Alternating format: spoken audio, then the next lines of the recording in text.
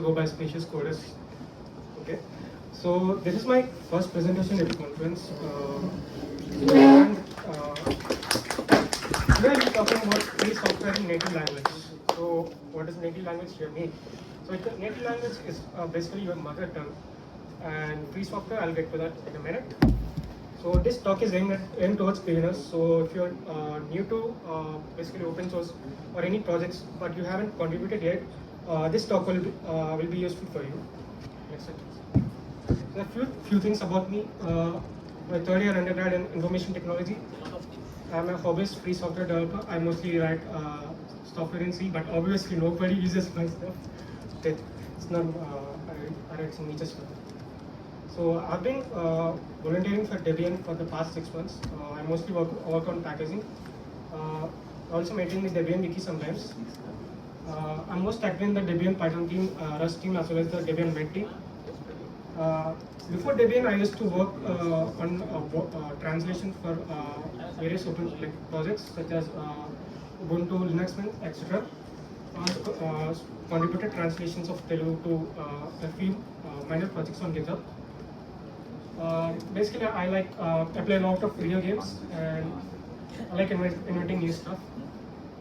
I'm also an author and an artist. I recently published my book called Truth Lies in the Scroll. It's basically about getting rid of social media. So today, this is the what we'll be discussing about in this presentation, and this is, I'll be covering most of this stuff. Is anybody recording? No, there's no recording. I have to send some stuff to my. No, it's recording. Yeah, recording. So this is the table of contents. Next slide, please. So I think you might have noticed one thing. In the presentation title, I used something called free software, but not open source. Why is that? Now this presentation is mostly aimed towards free software. Now what's a free software? So free software is basically there's a blurry line between free software and open source. So the difference is free software aims towards campaigning for the free rights of the users, whereas open source it's mostly source based, like keeping the source of the code open. So open source does not really campaign for free software. There are some limitations exactly. So, like most, we use something called FOSS these days, but there's a lot of open source software that's not free. So in Debian we usually call it non-free in some circles as well. Next slide, please. So what are translations and why do they matter? So I think not many of us actually use our stuff like our phone devices like laptops or mobile phones other than English, right? So why does it really matter? Let's take the web page of Rufus. So this is the web page of Rufus Chinese. So if we take a look at the page of Rufus in English, we can see that most of us can read it, but there are a lot of people in the world who do not speak English. So what translation does is it brings the content of the web page as well as some kind of software to the local users who do not speak English. And I got this from Wikipedia, but only 0.7. There are only 0.7% of English speakers in China. So in such small user base, like small English user base countries, it makes translations a really important thing. Exactly. So basically, whatever I studied before. Next slide. So let us compare two organizations. So we have Google on the top and the Debian below. So what's the major difference between these? Funding, yes. Size, yes. Free food.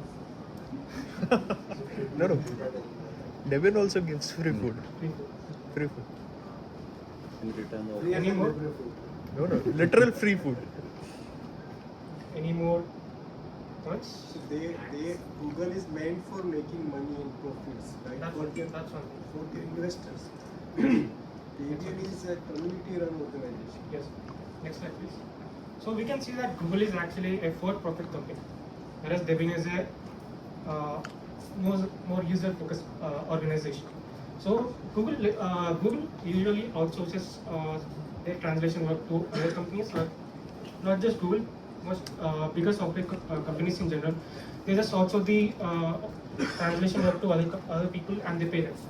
But in Debian and other free software projects, it's done entirely by volunteers, people like us. Next slide, please. So we're getting into the core part of the presentation, which is localization and internationalization. So we usually make it short. We call it L10N. Basically, L10N basically refers to the 10 letters between L and N, and internationalization we call it as I18N. Basically refers to the 18 letters between I and N. So internationalization is basically setting up the groundwork for translation work. So let's say you're writing some GNOME GTK4 app in GNOME builder. It usually has some kind of toggle. You can basically mention it string. If a string could be translatable is equal to yes, then you can translate it to any language based on the PO file. So internationalization is basically setting up the groundwork by the developer for future translations. So basically, this is a small representation. So you have the English version of this software, and you basically create a let's say this welcome is like a we assign a translatable is equal to yes string to this, and basically what we are doing is internationalization. So we assign a translatable is equal to yes toggle for this string, and this string could be translated by other people using the PO files. And if somebody wants to read this page in Spanish, they can just select this localization of Spanish, and it will show up in Spanish. Next. So now localization. Now the other part is localization. So localization is basically taking the international version of this software and basically translating it to our local language. So let's say we have a software that's written in English. If you want it to convert it to Hindi, we follow the localization process. Localization is done entirely by the community or the translators. There are usually translation teams and language teams for this. Almost every organization has a translation team. Debian also has it's a bit divided, but we have some dedicated language projects as well. Next. So this is basically what localization looks like. So let's say if we have something called English web page. If the local user chooses Japanese, the web page would be visible in Japanese. They want Arabic, they can choose. It will be displayed in Arabic, etc. Next slide. Oh, why did this come? Okay. Next. Something got broken. Yay.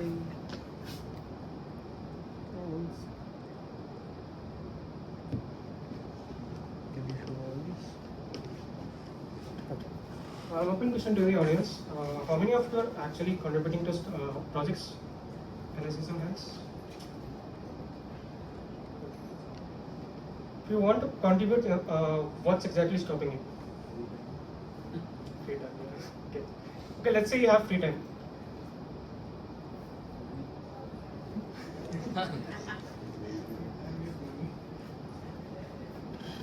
Okay. Next slide, please. Okay, some answers to this question I usually get is I don't know how to get started.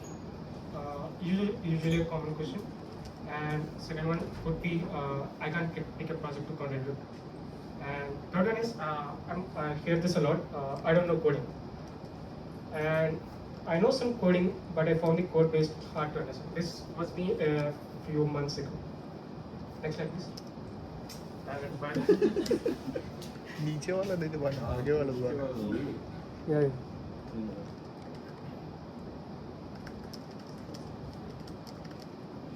So, given the previous answers, like if you find it difficult to get started on a project, you cannot decide which project to use, and which if you don't know coding, and if you do know coding but you find it difficult to contribute, so translations could be a thing. So why translations are easy and a good thing to start with? So basically, they are very easy to get started, and in most cases, you do not need any coding knowledge at all. And you can use the same translation knowledge across different projects. And translation guidelines do not differ much between the project because most of them use some PO files to translate the strings. But there are some projects, there are some exceptions, projects which do not have a dedicated localization infrastructure. They might have a little bit technical stuff, which is it's not really that hard to grasp. Next slide, please. Okay, so technicalities involved in software localization. Software localization might not be a bit technical, like based on the stuff I told before. It does not need coding language. It does not need you to know any coding, but it's still technical in nature because when there is no proper defined infrastructure for translations, you might have to dig in a little bit deep and translate the PO files, which can be a bit confusing to navigate. You may also have to use Git, so still technical in nature. So most software projects, they do have dedicated language teams, and they may use some dedicated website or a translation portal for something, or if they do not have any dedicated platform, they may resort to translating the PO files manually. Some projects, most of the software localization teams, they often use mailing list or IRC to communicate, but these days I noticed them using Matrix as well. Next slide, please. So this is basically the infrastructure I was talking about. So this is basically Weblet. So Weblet is basically a user-friendly and a contributor-friendly web interface for translating stuff directly. So let's say the source language is always English. So let's say someone wants to translate something to Arabic, they can just log into this Weblet instance of the project, and then they can just directly contribute the translations without much technical knowledge. Next slide. Some model projects which do not have any dedicated infrastructure for translation, or some smaller projects which are just getting started. So they often use regular .po files and just rely on the operating system to select the locale. So for some projects, you have to manually edit the PO file. PO file looks something like this. Basically, it has a message string and the translation. You can, if you are a masochist, you can just do it directly by editing this file. But if you are some kind of sane person, you can use a translation software like G-Translate. Next slide. So what are language teams? Language teams is basically a collaborative platform of a language team of a project. So what each language team does is it has a coordinator as well as contributors. So coordinator could be anybody who has a decent amount of experience about with localizations, and each team usually has a mailing list or something to coordinate the discussions, and each language in the software usually has dedicated language code. Like for Malayalam it's ML, for Hindi it's HI, for T it's Telugu. So a common team hierarchy that you can usually find in teams is a coordinator. It's the highest post is given to the coordinator. Coordinator basically oversees the entire team operations. He handles all of the mailing list as well as he assigns the committers, or basically reviewers who review the work of the translators. And there are also translation committer and reviewers. So basically they check the translations by the contributors. They check if it's up to the mark, or if there's anything that needs to be changed. They can suggest anything. The translation contributor is basically a regular person who does not have any committing rights or much say in the project, but these people only have limitation. These people can only contribute translations. They do not have any advanced stuff. So let's look into the role of each member in the team. coming to the coordinator, is the overseer of all language operations. He maintains the core infrastructure of the team, such as the mailing list, communication channels, and team permissions. So, who can become a coordinator? So, let's say there's a inactive team in Gnome. Let's say the coordinator hasn't been active for almost 3 or 4 years. There's no translation work being done. So you can basically request the project members to take over the position of the coordinator if he is not active at all. Or else, in most cases, they'll ask you to contact this existing coordinator and get the consent about the shifting of the coordination. If it's all good, you can take over the team as the coordinator. Now, translation committer or reviewer, basically these people are handpicked by the coordinator to handle the translations, and basically they handle all of the reviews. These are basically who can become one is they have to have enough experience about translations, and they have to be an active contributor in the team. Next. Now, translation contributor is basically a person who is new to the team, and these people usually don't have any direct commissions. Some teams may not may skip the entire review process and give the right permissions to the contributor directly. Now, who can become one? Anybody in this room. You can just approach the project website, and you can just sign up as a contributor, and you can just start contributing right now itself. Next. Now, what are PO files? Now, I think I showed you about the Weblet thing. So, Weblet is basically a web front end for translation. Now, underneath the Weblet thing, so what we have is a .po file. A PO file stands for a portable object file. It's a text-based format, and it's widely used for handling all of the translation strings. It can be interfaced using GNU getText. It stores all of the translation strings generated during the internationalization project. So, a software usually reads these PO files to display the translated strings. There are more ways of storing localized strings other than this .po, but for the scope of this presentation, I'll go with just PO. Now, this is basically a raw PO file. So you can see it has project ID version, and it also has the PO creation date. Usually, if you're using something like GNOME Builder, already like it maintains all of this stuff automatically. You don't have to do much of work on your side. So it usually stores a last translator. So you have to manually add this stuff. You have to mention your name and the email, and you have to also mention the language team. You can do this. You can also do it like a solo person without a language team, but we usually recommend having a language team. And you have the language code here. Like for Telugu it's T. Like I said, for Hindi it's HI. And then you have the character set, like it's UTF-8, and if there are any plurals and stuff, you can also mention it. Coming to the body of it, basically you have something called a message ID and a message string. So message ID is basically set by the during the internationalization process by the developer.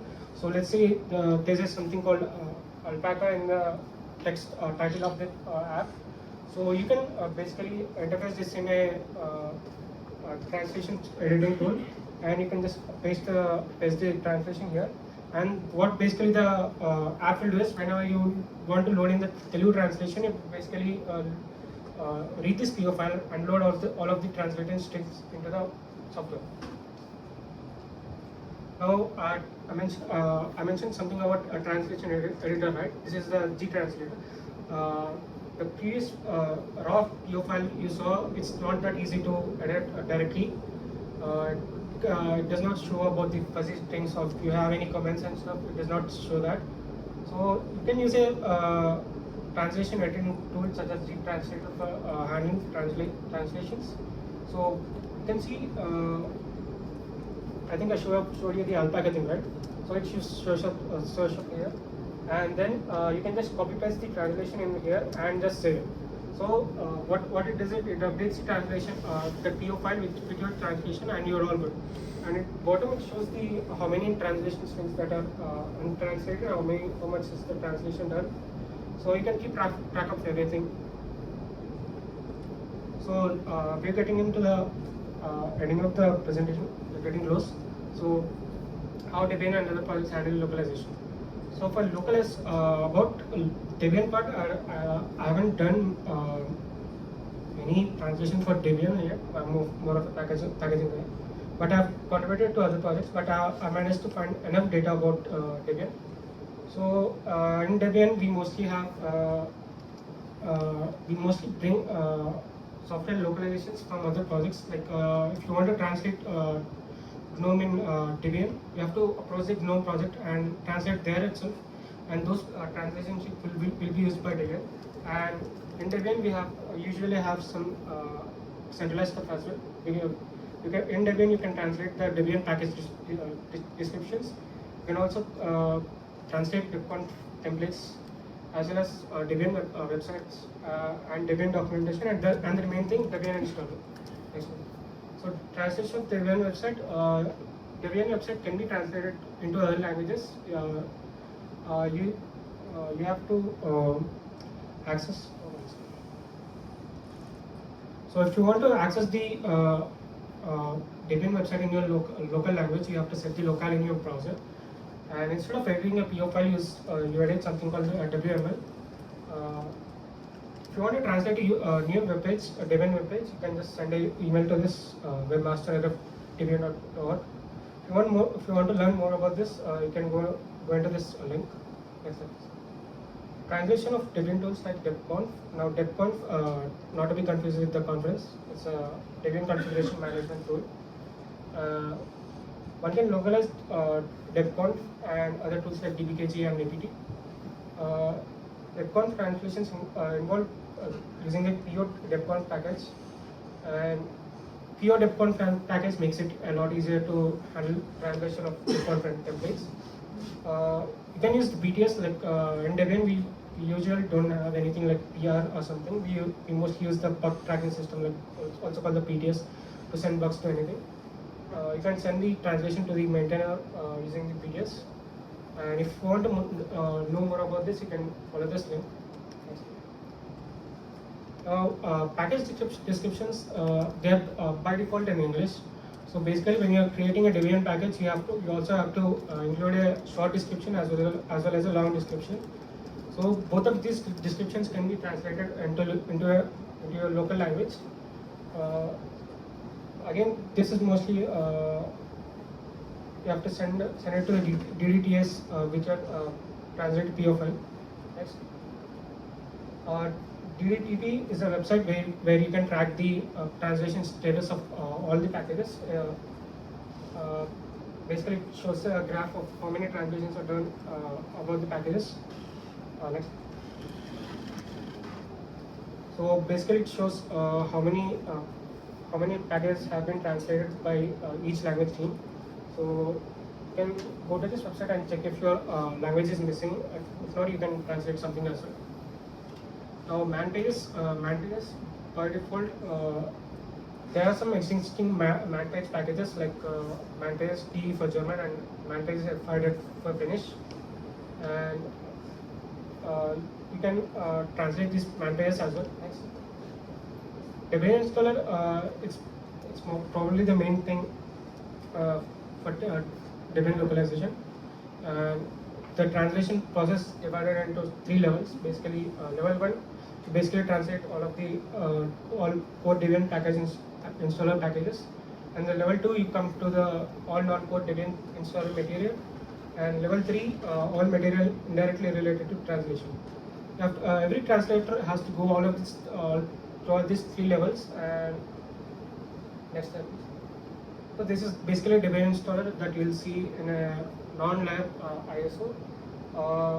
In a live ISO, we can use the Calamar's installer. It's more easy to use. But if you're using something like a net install or something, you'll come across this one. Next. Now this is where I've contributed the most. I mostly contributed to Ubuntu and Linux. So Ubuntu has something called Launchpad basically. So it's a site for tracking bugs, and you can also upload your packages like to the Ubuntu PPA repository using this Launchpad. They also have a section called for translations. That you can manage this translation using Rosetta. It's a more beginner friendly interface because you do not have to encounter any PO files in this. The web interface allows you to indirectly edit the PO files.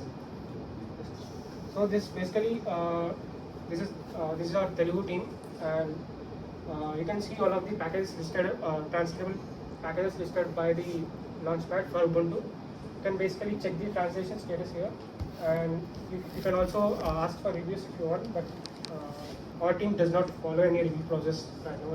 It's very reactive. This is basically a translation interface. So you can see you have the translatable string, Ubuntu install main menu, and you can it has already been translated, but this is the translation of Ubuntu install main menu in Telugu. If you want to suggest a new translation, you can type it down below and commit it. Next. Now Linux Mint also, I think Linux Mint is becoming popular these days because it's very easy to install, and the same process is also followed for Linux Mint. You can use the Launchpad website and go to the Linux Mint page to manage your translations. Next. Now GNOME, it's actually complicated because the GNOME team is actually a bit inactive these days. Actually, I've been in touch with the GNOME team for almost over a year about the inactive translation coordinator for our Telugu team, but no response. But if you have a team like language team for your language, then just approach the coordinator. If they are inactive, you have to. If you want to replace the coordinator, if you think the team is inactive, you have to approach the coordinator first. And if they do not reply in some 2 to 3 weeks, you can approach the translation localization members, and they can change the approve you as the new coordinator. But lately the team has been inactive, so I'm not sure. So this is our Telugu translation team, and you can see this translation status of all of the packages. And next slide. Yeah. Now Weblet, I think I showed this already, but it's a easy to host web interface for smaller translation projects. So there are small, I took the example of Nodal. It's a XMPP client that I used in the past. So they have something called they have their own Weblet interface. You can basically request for a new language in here, or you can translate the existing ones using the web interface. Next. Now, if you want to take the hard way, because some projects don't have a dedicated translation project or any infrastructure, you have to do it manually via Git. So, like I said, you can use the gTranslate or any TO editing tool for editing the files. Next. Now, how you can make your first contribution? So, I described some of the projects in the previous slides, right? So you can pick any of them. They're the ones I know of. Or there are more projects out there which do need translations, but I cannot cover them all. So what you have to do is you have to first join a language team, approach the coordinator, and let them know that you're interested in contributing translations, and then just submit your translations for review. Next. Now, do's and don'ts. You have to follow the code of conduct of their respective project. GNOME has its own code of conduct that applies to its translation work as well. So sometimes the common thing I notice with Indian languages is they are a bit harder to type with the keyboards and stuff. So you can use a translator like Google Translate, but do get your stuff reviewed, because Google Translate is often wrong for any single letter words. So another thing, please ensure that you are a native speaker or you are proficient enough in the language to actually contribute the translation, because a single word, a word in English can mean different things in different languages. So only native speaker or someone who's proficient in it could get it. So do follow the translation team guidance, and please do not use any LLMs or generative AI for this because they're very inaccurate and they'll mess up everything. And don't try to replace the coordinator without contacting them first. This is main because you might get yelled at if you try it without.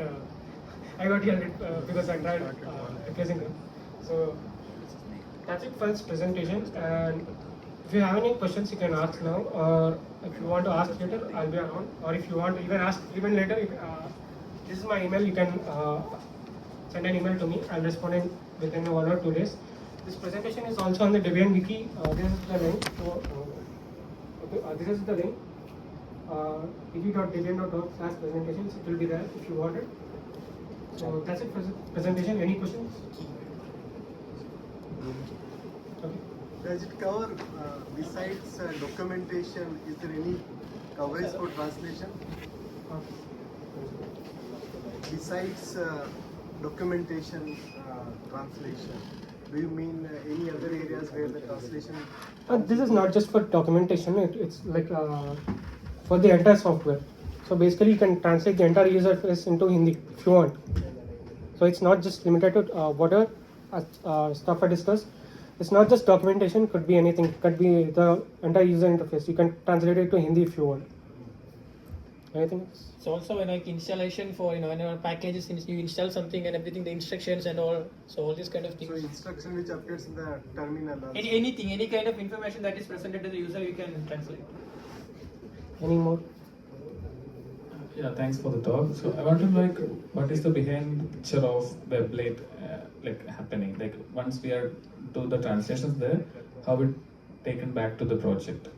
Like how it is done? So I think I missed this actually. So the main thing is most projects, they do not directly, like if you submit a translation, they do not take it like immediately into the project. It does not go into the project. So let's take the example of Linux Mint. So they only sync the translations like every 6 months.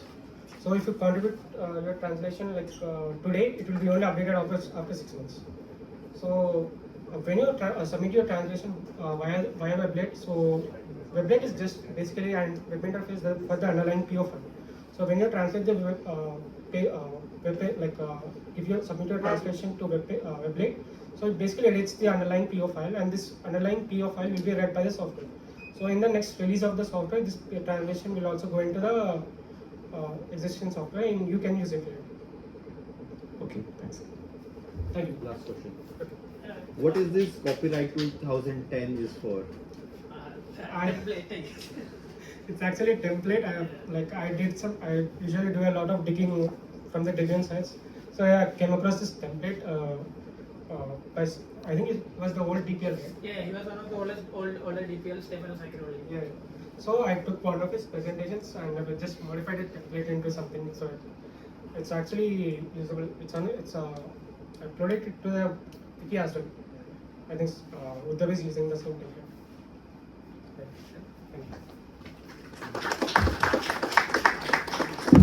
Okay, so thanks Sayan for the talk. And we now have contributing packages to Debian by Praveen. So Praveen is the